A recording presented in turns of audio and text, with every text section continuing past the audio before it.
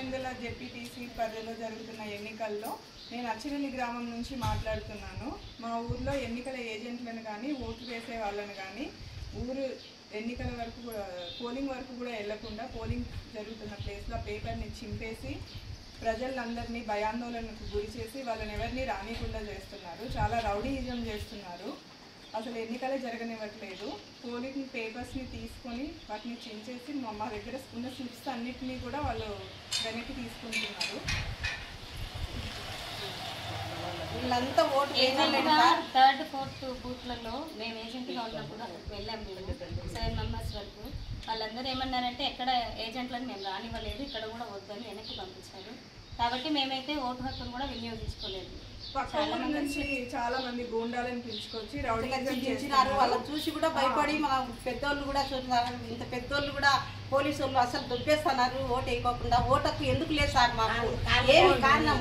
ఎప్పుడే కానీ మా ఊర్లో ఇట్లా జరిగిందే మేము చూడలేదు సార్.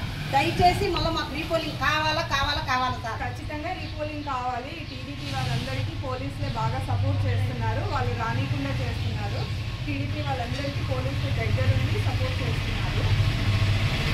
ఆడవాళ్ళందరినీ పక్కకు దొబ్బేస్తున్నారు సార్. ఓటేలు పోయిన ప్రతి ఒక్కరిని చూడండి, మా చేతులు చూడండి, ఎక్కడైనా గుర్తులు ఉన్నాయో పైకెత్తండి, చేతులు పైకెత్తండి అందరూ. మాకు ఖచ్చితంగా ఓటకు కావాలి సార్. మేము జనాభా లెక్కలు ఉండాలంటే మాకు ఓటు వేయాలి సార్. మేము కావాలి సార్. మేము మాకు రీపోలింగ్ కావాలా? రీపోలింగ్ చేయాలి. మళ్ళీ మాకు ఎలక్షన్స్ జరగాలి. మేము ఓటు వేయాలి. మా హక్కును మేము వినియోగించుకోవాలి. ఇదైతే దౌర్జన్యం సార్. ఈ దఫా మాత్రం ఈ ఎలక్షన్లో దౌర్జన్యం సార్.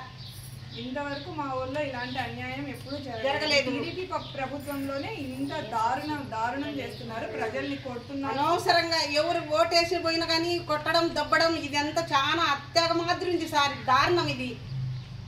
ఎప్పుడే కానీ ఇట్లా మేము జరిగిందే చూడలే సార్.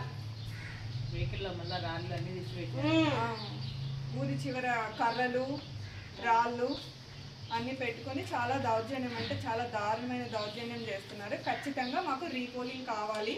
మళ్ళీ మేమందరము ఓటు వేసి మా హక్కును వినియోగించుకోవాలి. ఓకే.